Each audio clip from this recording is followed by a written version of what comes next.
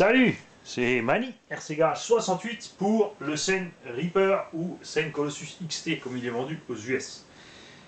Je vous en ai déjà parlé, ceci n'est pas le modèle sorti du carton, j'ai tellement de pièces de Seine que j'en ai tout simplement reconstitué un avec les 2-3 modifications qui sont sur l'engin.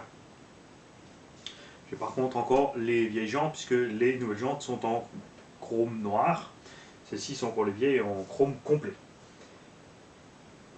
Le Seine Reaper et je vais vous montrer de plus près, tout simplement super bon.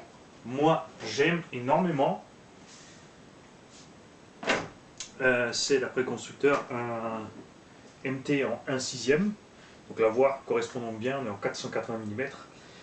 C'est cependant bien sûr la base de construction du GSTE, du Nemesis, etc. Donc la version 1/8 qui bien sûr était déjà surdimensionnée pour un 1/8 point de vue solidité et roulement. Et donc passer ici en 1/6, aucune inquiétude à avoir donc, puisque les roulements dans les fusées sont issus des 1/5 que Seine faisait à l'époque, la série Matrix. Enfin, les roulements intérieurs de fusée. Les roulements extérieurs sont en standard, tout comme les roulements diff sont passés en standard maintenant, puisque ça suffit largement. Et l'engin est équipé d'un différentiel central. Non pas d'une boîte de réduction comme par exemple le HPI Savage, le Huawei HyperMT, etc. Et donc pas de slipper sur cet engin. L'avantage du différentiel central, c'est bien sûr d'économiser le train roulant globalement, surtout avec un poids pareil, c'est bien mieux à sa place qu'un slipper. Le différentiel central est tout simplement surdimensionné, ils ont mis une grosse couronne. Ils ont fait une très nette amélioration par rapport au Colossus qui était vendu en version électrique avant celui-ci. La version courte, donc un 8e, était équipée d'un moteur de 2000 kW avec un pignon de 12 qui était prévu en 4S. Néanmoins en 6S, ce rapport était trop long. Ils ont donc ici tout simplement descendu le nombre de kilovolts du moteur à 1450 kV. Le moteur est aussi un peu plus long qu'un moteur standard. Il y a donc plus de couple pour emmener les 7 kg, c'est tout simplement le poids d'un Axial Yeti XL. Ils ont aussi amélioré les plastiques des trains roulants, puisqu'on avait quelques soucis avec les triangles supérieurs sur les anciennes versions. Le nylon ici a été modifié, enfin le mélange qu'ils ont fait a été modifié et est bien meilleur. La pièce qui sert de fusible est la rotule de train supérieur, puisque un petit paquet de ces rotules, ça se vend par paquet de 10, ne vaut 3 fois rien. Et donc bien sûr préférable de casser sur les gros impacts ces rotules, puisque c'est changé vraiment en moins d'une minute. Ça se fait très rapidement, même sans démonter les roues. Et ça, c'est super. L'erreur qu'a fait Seine est toujours la même depuis ces dernières 10-15 années. C'est la fixation de la carrosserie n'est confiée qu'à 4 plots ici, relativement longs. Et ce que je vais vous montrer, on parlera ensuite des quelques petites modifications simples à faire pour tout ça. Personnellement, j'aime beaucoup la carrosserie noire et orange, mais j'aime tout autant la rouge et blanche et la verte et blanche. Pour moi, le choix était difficile, mais je me suis reporté à ce que je pouvais récupérer le plus rapidement possible. Voici donc l'erreur principale de Seine. Il y a uniquement ces 4 plots avec donc une agrafe par plot, au-dessus en dessous pour coincer la carreau. On traverse donc très vite la carrosserie. Le truc le plus simple est donc tout simplement d'acheter une feuille de Lexan format A4 en 0,5, 0,75 ou 1 mm, ce que vous voulez. Vous faites une petite plaque en dessous et une petite plaque au-dessus de la carreau et vous êtes tranquille, vous n'avez plus aucun souci avec les déchirements de la carrosserie. Sur les anciens modèles, on avait une grosse poignée centrale qui ne servait pas uniquement de poignée, mais qui servait aussi d'arceau, puisque on pouvait la régler en hauteur et le toit pouvait poser dessus, ce qui évite donc de craquer la benne.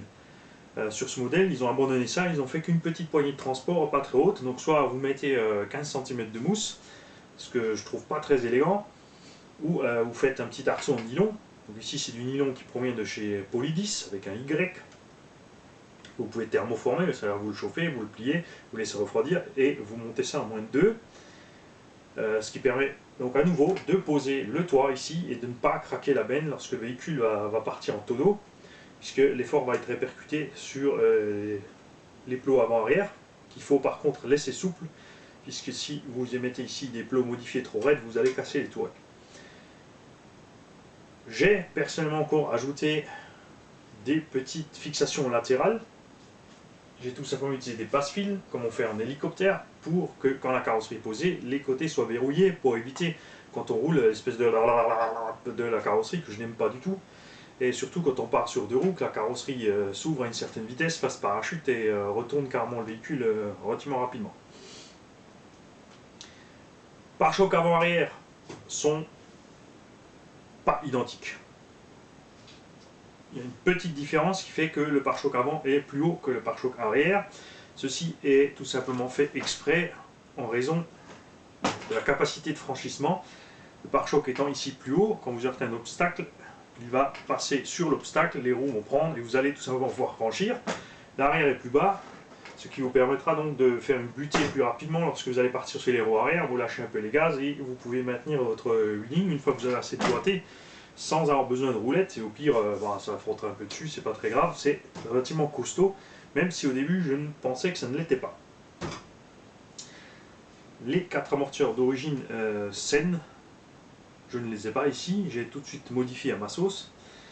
Mais les amortisseurs d'origine sont très bien. Il y a eu un petit problème d'étanchéité au début que Sen a très vite corrigé en garantie et renvoyé le nécessaire à ses clients pour faire l'étanchéité.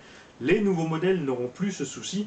Si donc vous tombez sur un modèle de la première partie de la production, ne vous inquiétez pas, dès que vous voyez que vous avez une fuite, vous contactez votre vendeur et grâce à Sen et vous aurez rapidement les pièces nécessaires. Le variateur est un Hobbywing 150 A, un Quick Run, donc aucune inquiétude à avoir à ce niveau-là. Le moteur ressemble fortement à un moteur Léopard, donc là aussi aucune inquiétude à avoir.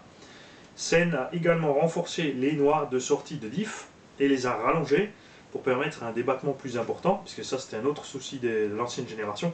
Sur certains débattements, en fait, on décrochait les carrelans et on sortait de là. Je roule depuis plus de 10 ans avec des Sen, je n'ai jamais réussi à casser une transmission Sen. J'ai réussi à user mes noix jusqu'à ce que mes noix craquent.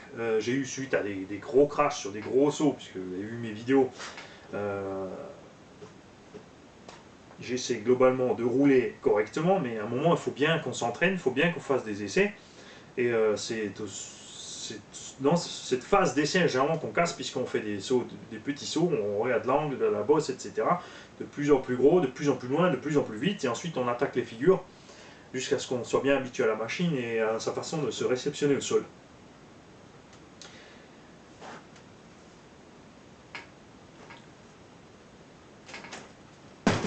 Le châssis. L'anodisation de chez Sen est de très bonne qualité et ça depuis toujours, ça ne se délave pas comme sur beaucoup d'autres marques. Évidemment, là, quand vous allez frotter au bout de quelques fois, c'est certain que l'anodisation va partir. Ça, c'est inévitable, c'est pas très grave, c'est de l'aluminium. Le cerveau d'origine fourni est à peu près une quinzaine de kilos, donc un peu juste avec le poids de l'engin quand on va commencer à y aller fort. Bien sûr, ça ne pose aucun problème en mouvement, c'est quand on est dans des situations un peu plus lentes, de franchissement, etc., que ça va commencer à peiner. L'avantage de ce Sen, comme il est parti sur une base de 1/8 rallongé, il fonctionne en 6S. Il a tout de même une puissance raisonnable, évidemment, vous n'aurez pas la même réactivité avec cet engin avec un engin avec un empattement de 10 cm inférieur, donc de standard en 1/8. Mais le rapport poids-puissance est très intéressant, on a quand même une bonne autonomie. Il fait tout juste 7 kg, donc c'est 3 kg de moins que le X-Max par exemple. Je ferai plus tard une vidéo de comparatif entre le X-Max et le Sen Colossus. Pour moi, on ne peut pas les comparer puisqu'ils ne jouent pas dans la même catégorie, clairement, au point de vue construction. Ce qui est très agréable chez Sen, c'est que c'est une base très simple. Vous avez le train avant et exactement le train arrière, tout simplement, à part évidemment la direction. Vous avez 4 mêmes triangles inférieurs, 4 mêmes triangles supérieurs, donc au niveau des pièces de rechange, c'est pas la peine d'en avoir une tonne. De toute façon, elles sont relativement solides, à part si vous faites vraiment des tentatives de saut et de figures libres incroyables, vous n'aurez pas de casse spéciale sur cet engin. Les tourelles aussi ont été améliorées, en meilleur plastique qui est plus épaisse. Ce que je reproche un peu à beaucoup de constructions en 1/8, c'est que les amortisseurs posés devant les triangles. Je préfère largement quand les amortisseurs sont posés sur les triangles et à l'intérieur pour les protéger de ce qui peut arriver ici à l'avant. puisqu'il peut arriver sur certains chocs ou en franchissement ici qu'on tape avec un rocher ou une caillasse et qu'on abîme ici le bas de l'amortisseur. C'est pas très fréquent, mais ça peut arriver et c'est un peu dommage. Les amortisseurs d'origine aussi ont une petite bémol, c'est les ressorts de suspension relativement mous. C'est pour ça que j'ai moi tout fait à ma sauce. Ici j'ai utilisé des amortisseurs axiales avec des ressorts option au tracing. Donc j'ai un jeu de 3 sets de ressorts de différentes duretés. Je peux donc adapter très rapidement ma suspension à mon terrain, ce qui est très agréable. J'ai utilisé un moteur de X01 puisque les fixations sont en M4, j'ai donc trouvé un moteur en M4 et j'utilise personnellement le Dynamic Fuse de ma Audi R8.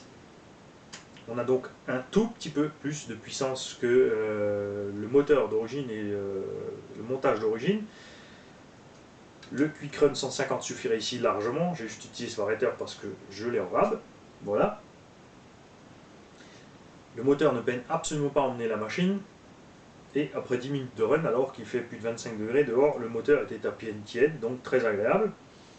Vitesse de pointe tout à fait acceptable pour un engin de cette taille. C'est pas le genre d'engin avec lequel on fait du speedrun et on va à toute vitesse. Les pneus d'origine saine sont très bons. L'avantage des chevrons est très simple. Vous avez une très bonne traction à accélération, ou dans le tout-terrain ou dans le sable, les terrains mous sur lesquels est censé évoluer l'engin, sans avoir trop d'accroche latérale, ce qui permet donc à l'engin de glisser facilement dans les virages au lieu d'aller se renverser tout simplement. Et dès que vous remettez les gaz, ça commence à pelleter et ça avance vraiment très bien. Ils ont utilisé des pneus de taille basse, ça c'est un peu dommage, j'aurais préféré des boudins un peu plus gros, mais là aussi l'avantage est bien sûr la tenue de route. Je n'ai pas réussi à casser de jantes saines et si j'ai cassé un pneu c'est beaucoup et évidemment de ma faute, il a ballonné, on avait de l'eau dedans, il a déchiré tout simplement. Pour ce qui est des réglages, c'est chacun sa sauce comme toujours. Personnellement, j'ai tout de suite durci l'huile du différentiel central et l'huile du différentiel avant est aussi beaucoup plus dure qu'à l'arrière pour favoriser ma direction sortie de virage. Donc pour que le véhicule puisse entraîner le train arrière, certains préférant avoir le train arrière plus dur pour pouvoir pousser du train arrière sortie de virage. Ça, comme dit, c'est chacun sa sauce. Voilà donc pour la présentation basique du Colossus. Il est prêt à être essayé si tout va bien demain.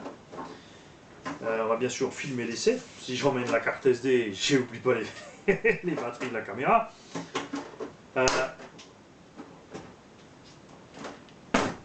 Ce n'est pas un gros engin de franchissement comme ce qu'on peut faire avec le X-Max. C'est une toute autre optique, mais ce n'est pas aussi le même budget. Cet engin, avec une lipo par exemple 6S, vous en serez à la moitié du budget d'un X-Max. Vous allez vous amuser, c'est garanti avec. Pensez à ces quelques petits renforts, c'est 3 fois rien, mais ça va énormément augmenter la durée de vie de vos carrosseries. Les petites barres de toile, les petits coins à l'arrière sur la benne. Et c'est parti. Ce qui est un peu dommage dans cette taille d'engin, c'est qu'on manque pour l'instant de pneumatiques chez les fournisseurs. Il y a, bien sûr, vous avez des hexagones, 1, 2, 3 essais, des hexagones de 23 mm que vous pouvez remplacer par des hexagones de 17 sans le moindre problème. Vous pouvez donc utiliser la gamme de roues Proline, mais elles sont un peu plus petites, donc dans cette dimension de roue, c'est pas encore évident de trouver. Il y a quelques roues de 1/5, mais qui seront en 24 mm, donc à voir ce que les fournisseurs vont nous faire en adaptateur, etc.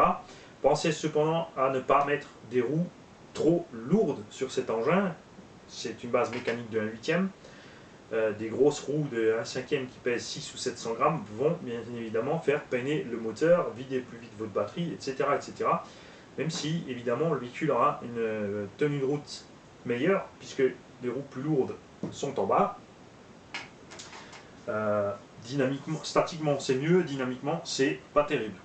Mais ça aussi, chacun sa sauce, chacun sa façon de faire. Je vous dis à bientôt pour les essais et pour une petite vidéo pour comparer ça avec le X-Max. Salut tout le monde.